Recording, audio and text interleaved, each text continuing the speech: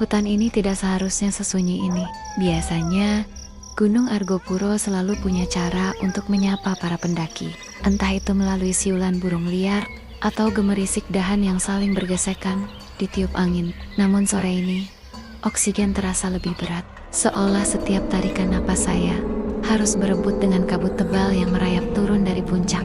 Jam di pergelangan tangan sudah menunjukkan pukul 5 sore. Namun langit di atas sana sudah gelap, seperti sudah tengah malam.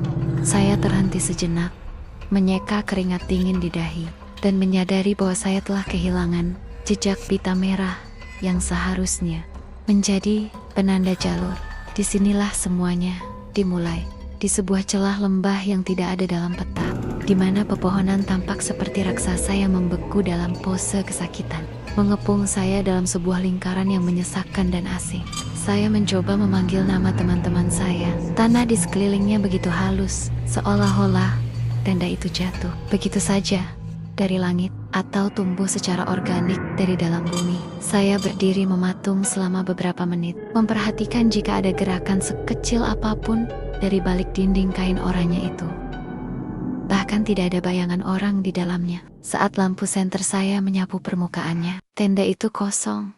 Namun anehnya, saya merasa sedang diawasi oleh puluhan pasang mata yang bersembunyi di balik kegelapan hutan di belakang saya, memaksa saya untuk melangkah maju menuju tenda itu. Dengan tangan gemetar, saya mendekati pintu tenda. Bau amis yang samar mulai tercium, bukan bau bangkai hewan, tapi sesuatu yang lebih tajam, seperti bau besi berkarat dicampur dengan aroma bunga Kamboja yang layu. Saya berlutut di depan pintu masuk. Tangan saya menyentuh resleting yang terasa sangat dingin, sedingin es di puncak gunung. Saat saya mulai menarik resleting itu perlahan, suara desisan angin di sekitar saya mendadak berhenti total. Dunia seakan menahan napas. Pintu tenda terbuka sedikit, memperlihatkan isi di dalamnya yang remang-remang. Tidak ada tas carrier, tidak ada matras, tidak ada kompor lapangan. Hanya ada sebuah cermin kecil yang diletakkan berdiri di tengah-tengah tenda, menghadap tepat ke arah saya, memantulkan wajah saya yang pucat, dan sesuatu yang berdiri tepat di belakang bahu saya. Namun suara saya seolah tersedot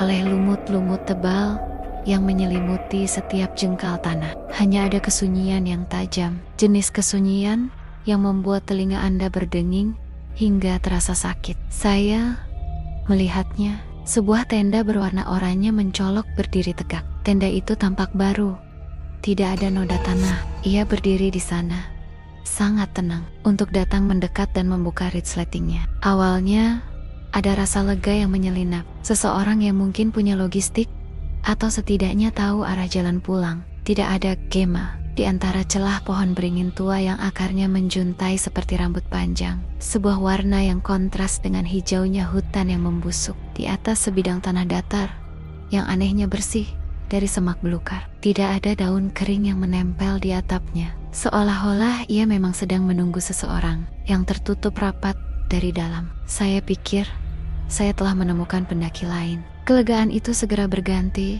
menjadi insting purba yang meneriaki saya untuk lari. Tidak ada jejak kaki di sekitar tenda itu.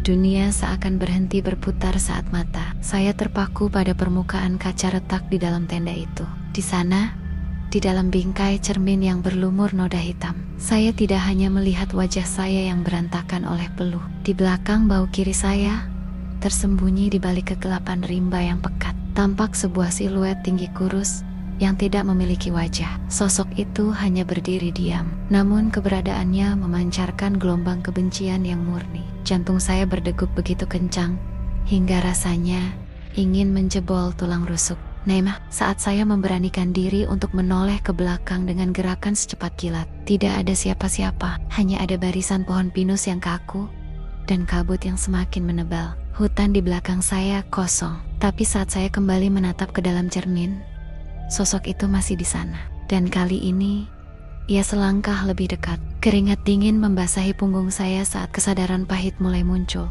Tenda ini bukan tempat perlindungan, melainkan sebuah jebakan, atau mungkin sebuah altar. Saya mencoba menarik kembali tangan saya dari resleting, namun jari-jari saya terasa kaku, seolah-olah udara dingin di dalam tenda itu telah membekukan saraf saya. Tiba-tiba, lampu senter yang saya pegang mulai berkedip-kedip, tidak stabil. Cahayanya yang putih pucat memperlihatkan detail lantai tenda. Yang anehnya, terbuat dari anyaman rambut manusia yang panjang dan hitam. Di tengah anyaman itu, tepat di bawah cermin, terdapat sebuah buku catatan kecil dengan sampul kulit yang sudah mengelupas. Buku itu terbuka di halaman tengah, memperlihatkan tulisan tangan yang berantakan dan tinta merah yang tampak masih basah, seolah baru saja ditulis beberapa detik yang lalu. Rasa penasaran yang morbid mengalahkan rasa takut saya. Saya merangkak sedikit masuk ke dalam tenda, mengabaikan bau amis yang kini semakin menusuk indera penciuman. Saya meraih buku catatan itu. Kata-kata di dalamnya hanya berulang-ulang. Jangan menoleh jika dia memanggil, jangan menjawab jika dia bertanya. Di bawah kalimat itu, terdapat sketsa kasar tentang sebuah gerbang yang terbuat dari tulang belulang. Tulisan itu tampak semakin liar di bagian bawah halaman, seolah si penulis sedang dalam keadaan histeris saat menyelesaikannya. Dan di pojok paling bawah, ada sebuah nama yang membuat darah saya berhenti mengalir. Nama itu adalah nama saya sendiri, lengkap dengan tanggal hari ini dan jam keberangkatan saya dari pos pendakian tadi pagi. Bagaimana mungkin seseorang di tengah hutan ini tahu saya akan sampai di sini? Tiba-tiba, permukaan kain oranye di atas kepala saya melesak ke dalam, seolah-olah ada sesuatu yang sangat berat sedang menindihnya dari luar. Saya mendongak dan melihat bentuk telapak tangan raksasa dengan yari-yari yang terlalu panjang menekan kain tenda tersebut. Tekanannya begitu kuat hingga kain itu mengeluarkan suara robek yang menyayat. Senter saya mati total. Kegelapan mutlak menyelimuti saya di dalam ruang sempit itu. Di tengah kegelapan, cermin kecil di depan saya mulai berpendar dengan cahaya biru yang redup dan tidak alami. Di dalam pantulan kaca itu, sosok tanpa wajah tadi kini sudah menempelkan wajahnya ke bahu saya, dan saya bisa merasakan hembusan napasnya yang sedingin es di leher saya, membisikkan sebuah kalimat yang membuat seluruh keberanian saya runtuh. Terima kasih sudah datang untuk menggantikanku. Tubuh saya membeku, terkunci dalam kengerian yang melampaui logika manusia. Hembusan napas di leher saya itu tidak hanya dingin, tapi juga membawa aroma tanah kuburan yang basah dan pembusukan yang purba. Saya ingin berteriak, namun tenggorokan saya seolah tersumbat oleh debu tak kasat mata. Di dalam pantulan cermin yang berpendar biru itu, saya melihat transformasi yang mengerikan. Wajah saya di dalam kaca mulai meluruh. Kulitnya mengelupas seperti kertas terbakar, meninggalkan rongga mata yang hitam dan kosong. Namun, saat saya menyentuh wajah asli saya dengan tangan gemetar, kulit saya masih terasa utuh. Yang ada di dalam cermin itu bukan lagi pantulan saya, melainkan sesuatu yang sedang bersiap untuk keluar. Sebuah entitas yang telah terperangkap terlalu lama di dalam kesunyian hutan ini dan kini telah menemukan inang yang baru. Tiba-tiba, tekanan di atas atap tenda menghilang. Keheningan kembali merajai, namun kali ini terasa lebih mengancam.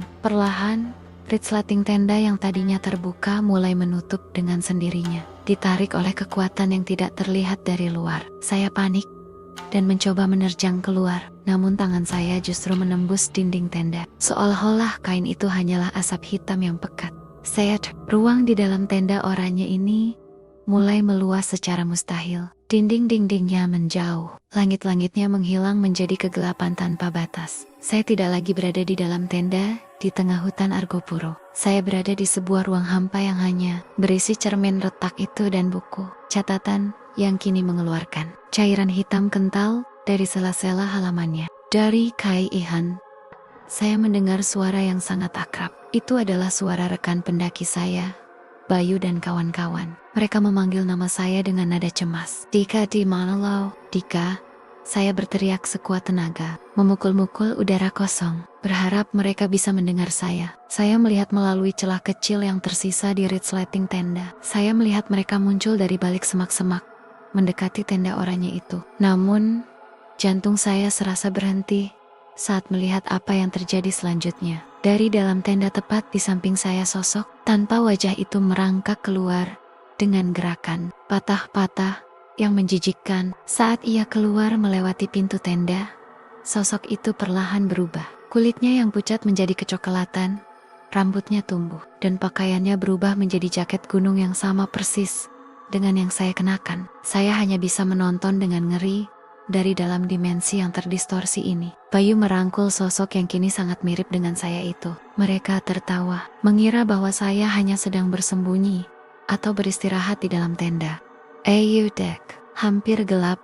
Kita harus cari tempat camp yang benar, kata Bayu sambil menepuk bahu saya yang palsu. Sosok itu menoleh ke arah tenda, tepat ke arah mata saya yang tersembunyi di balik kegelapan dimensi lain. Dan ia memberikan senyuman yang terlalu lebar, senyuman yang mencapai telinganya. Mereka mulai berjalan menjauh, meninggalkan saya sendirian di dalam tenda kosong yang perlahan-lahan mulai memudar dari realitas. Kini saya mengerti mengapa buku itu bertuliskan nama saya. Saya bukan lagi pendaki yang menemukan tenda ini. Saya adalah penghuni baru yang akan menunggu pendaki berikutnya datang untuk membuka resleting dan membebaskan saya. Pendaki muda itu tidak langsung menghilang. Saat ia menarik resleting dan melangkah masuk, saya merasakan kehadirannya. Seperti sebuah benda asing yang masuk ke dalam aliran darah. Ia tidak melihat saya. Saya adalah udara yang ia hirup.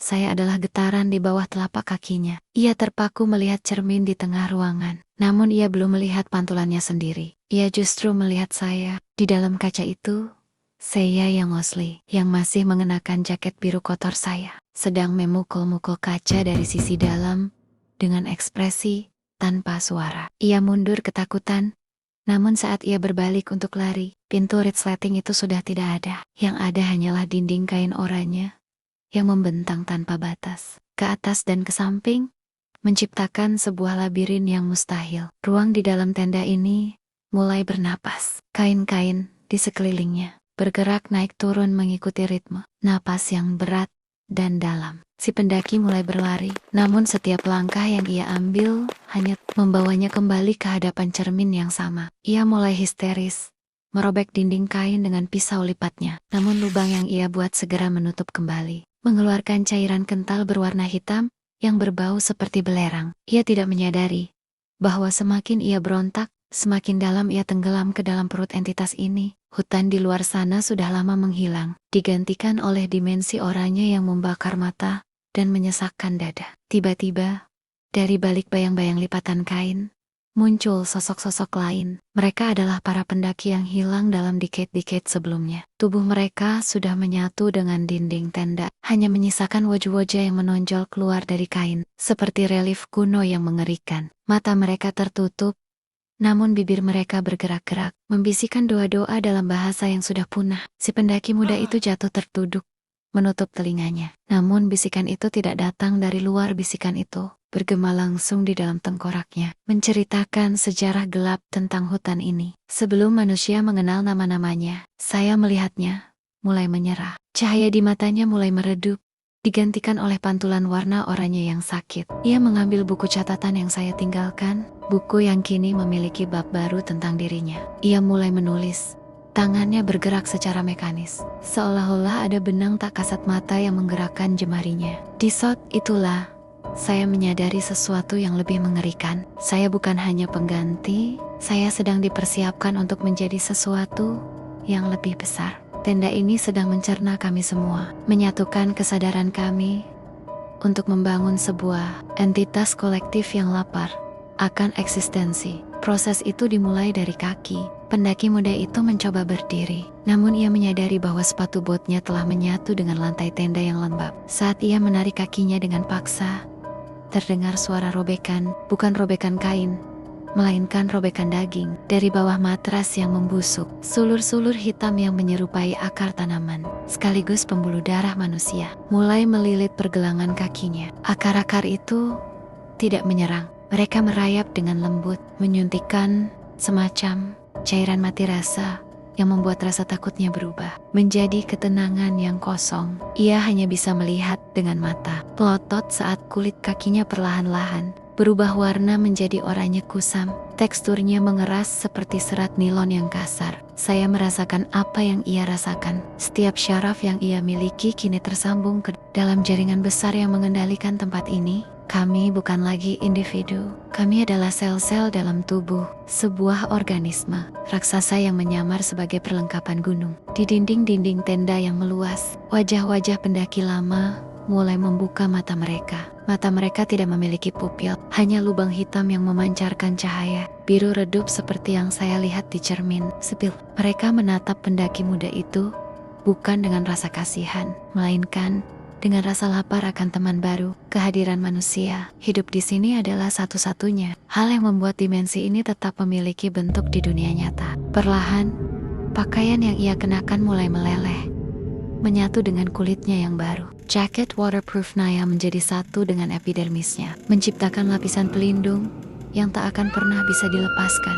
Ia mencoba berteriak, namun suaranya yang keluar hanyalah suara desiran angin yang sering didengar pendaki saat badai datang. Lidahnya menjadi kaku, berubah menjadi serat-serat kayu yang kering. Dalam hitungan jam yang terasa seperti keabadian, ia bukan lagi seorang pemuda yang tersesat. Ia adalah tiang penyangga tenda yang baru. Tulang belakangnya memanjang dan mengeras, menopang atap kain oranye yang akan terus melebar mengikuti jumlah korbannya. Di luar sana, di dunia manusia, tenda itu mungkin hanya terlihat bergetar sedikit terkena angin malam. Namun di dalam sini, sebuah simfoni penderitaan sedang berlangsung dalam kesunyian. Saya bisa merasakan kesadaran saya mulai pecah, tumpang tindih dengan ingatan pendaki muda ini. Saya melihat ibunya yang sedang menunggu di rumah. Saya merasakan kerinduannya pada kekasihnya. Dan semua perasaan itu perlahan-lahan disedot, diubah menjadi energi murni untuk menjaga tenda ini tetap berdiri di dunia fisik. Kami sedang dihapus dari sejarah, jengkal demi jengkal, hingga tidak ada lagi yang tersisa selain warna oranye yang mencolok di tengah hijaunya hutan yang membusuk. Tenda ini tidak menetap. Setelah ia selesai mencerna emosi dan mematahkan kehendak mangsa barunya, ia mulai merasakan lapar yang lain, lapar akan lokasi yang lebih strategis. Saya merasakan seluruh struktur tubuh kami terangkat dari tanah. Di bawah lantai tenda yang terbuat dari anyaman rambut dan daging, ribuan jari manusia yang pucat mulai tumbuh keluar, bertindak bagaikan kaki-kaki serangga yang menjijikkan. Kami tidak berjalan, kami melata secara hening di atas permukaan hutan, melewati sanggai-sanggai kecil tanpa menimbulkan riak, dan menembus semak berduri tanpa meninggalkan bekas robekan. Tenda oranye ini sedang berpindah menuju jalur pendakian yang lebih ramai, mencari titik di mana kabut paling tebal dan keputusasaan paling mudah disemai. Sepanjang perjalanan, hutan seolah memberikan jalan. Pohon-pohon tua yang telah melihat ribuan tahun kematian menggeser dahan-dahannya, menciptakan lorong gelap yang hanya diperuntukkan bagi kami. Saya bisa merasakan radar entitas ini. Ia mencari detak jantung yang tidak stabil. Ia mencari pikiran yang sedang kalut, atau pendaki yang mulai terpisah dari kelompoknya. Kami bukan lagi sekadar jebakan pasif yang menunggu di sudut gelap. Kami adalah pemangsa yang aktif, sebuah anomali yang bergerak di luar hukum alam, merayap dalam kegelapan malam seperti noda oranye yang salah di atas kanvas hitam. Pendaki muda yang baru saja menyatu dengan kami yang kini menjadi tiang penyangga mulai mengeluarkan aroma yang menyesatkan. Tenda ini mulai memancarkan bau kopi hangat, bau mie instan yang baru dimasak, atau bau minyak kayu putih yang akrab di hidung para pendaki. Ini adalah feromon kematian. Kami memancarkan cahaya hangat dari dalam kain, seolah-olah ada kehidupan yang nyaman dan aman di dalamnya. Sebuah fatamorgana bagi mereka yang kedinginan dan kehilangan arah. Saya ingin berteriak memperingatkan siapapun yang melihat cahaya ini. Namun mulut saya hanyalah kerutan kain yang kaku. Kami berhenti di sebuah persimpangan jalur yang dikenal sebagai Pasar Dieng di Gunung Argopuro. Di sini, banyak pendaki yang sering merasa bingung karena kabut yang turun tiba-tiba. Tenda ini memposisikan dirinya dengan anggun di bawah pohon besar. Terlihat sangat meyakinkan, sebagai tempat beristirahat yang ideal. Keheningan kembali menyelimuti, namun kali ini bukan keheningan yang pasif. Ini adalah keheningan seorang pemburu yang sedang menahan napas, menanti mangsa berikutnya yang akan melihat warna oranye mencolok ini sebagai penyelamat. Padahal, itu adalah awal dari akhir bagi mereka. Sekelompok pendaki berjumlah 5 orang muncul dari balik kabut. Mereka tidak seperti saya atau pemuda sebelumnya. Mereka terlihat profesional dengan peralatan bermerek, radio komunikasi yang berderak, dan lampu kepala LED yang membelah kegelapan seperti pedang cahaya. Namun, saat mereka mendekat ke arah kami, peralatan mereka mulai bertingkah aneh. Saya bisa merasakannya. Distorsi elektromagnetik yang terpancar dari dalam jantung tenda ini mulai merusak. sirkuit-sirkuit modern mereka. GPS mereka menunjukkan koordinat yang terus berubah secara acak. Seolah-olah tanah yang mereka injak sedang berputar di atas poros yang salah. Mereka berhenti tepat di depan kami. Dan untuk sesaat, ada harapan bahwa mereka akan menyadari keganjilan ini dan segera lari. Namun, entitas ini terlalu cerdas. Ia mulai memanipulasi persepsi mereka secara kolektif.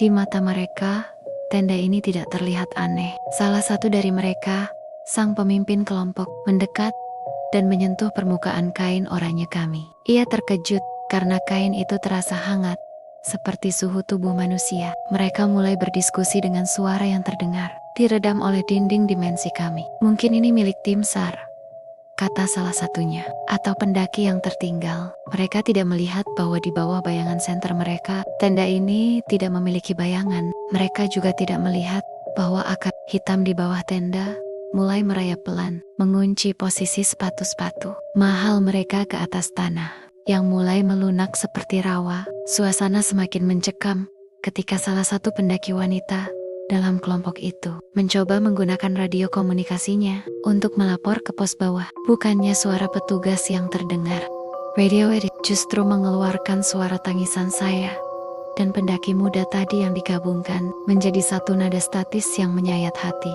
Wajah wanita itu berubah pucat, namun sebelum ia sempat memperingatkan teman-temannya, cahaya dari lampu kepala mereka semua meredup secara serentak. Kegelapan hutan seolah menerjang masuk, menelan mereka dalam sekejap. Dalam kegelapan itu, tentakel-tentakel dari kain oranye kami mulai menjulur keluar, bukan lagi secara sembunyi-sembunyi, melainkan dengan agresivitas yang lapar. Satu persatu, mereka ditarik masuk. Tidak ada perlawanan yang berarti. Setiap kali mereka mencoba memukul atau menendang, tubuh mereka seolah terserap ke dalam material tenda yang elastis dan tak kasat mata. Saya merasakan kesadaran kolektif kami membengkak. Memori tentang kota-kota besar, gedung pencakar langit, dan kehidupan modern masuk ke dalam basis data penderitaan kami. Tenda ini tumbuh lagi. Ia semakin besar, semakin kokoh, dan semakin haus.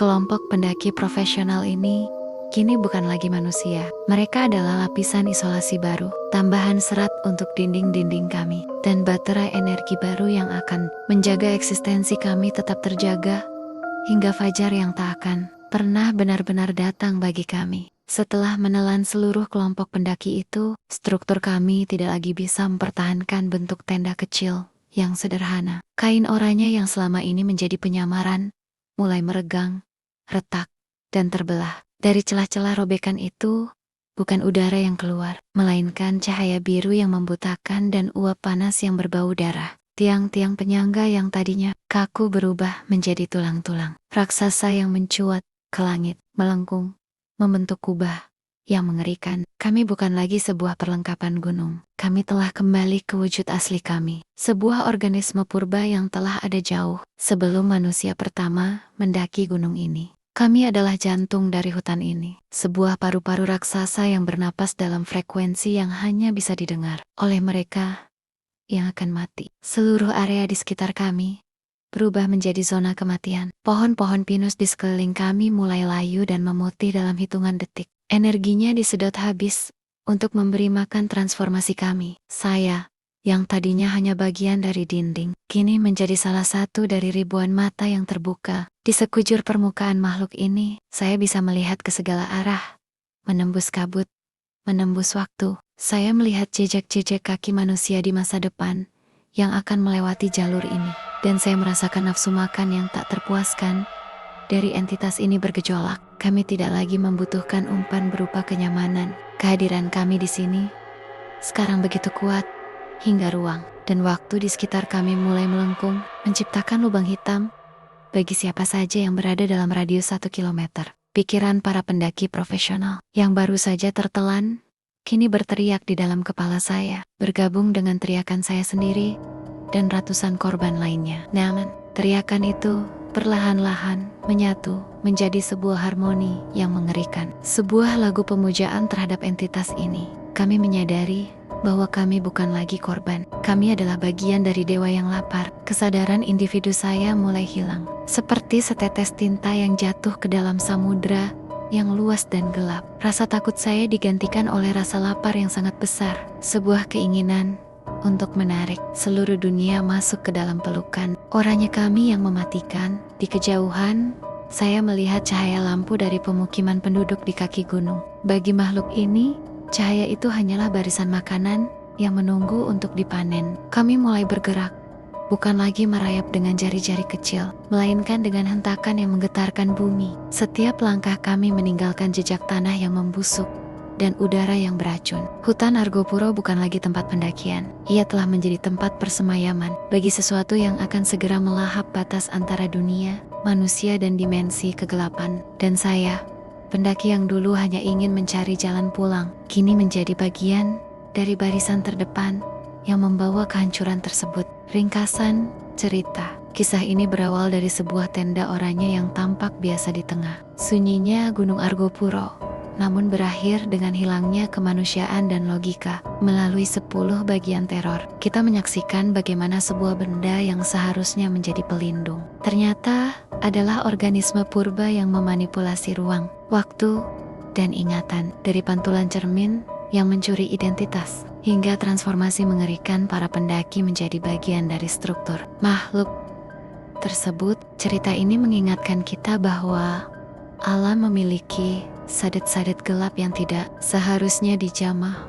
oleh manusia. Kini, sang entitas telah bangkit, menyebarkan pengaruhnya lebih jauh dari sekadar hutan, dan meninggalkan kita dengan satu pertanyaan. Apakah gunung yang kita daki benar-benar kosong? Atau kita hanya belum menemukan pintu masuk ke dalam perutnya? Seluruh cerita, karakter, dan peristiwa yang disampaikan dalam video ini adalah fiktif belaka. Naskah ini dibuat murni untuk tujuan hiburan dan seni bercerita storytelling. Kesamaan nama tokoh, tempat, atau kejadian adalah kebetulan semata dan tidak bermaksud untuk menyinggung pihak manapun atau mendiskreditkan lokasi pendakian tertentu. Tetaplah menjadi pendaki yang bijak, utamakan keselamatan, dan selalu hargai kearifan lokal serta aturan di setiap gunung yang Anda kunjungi.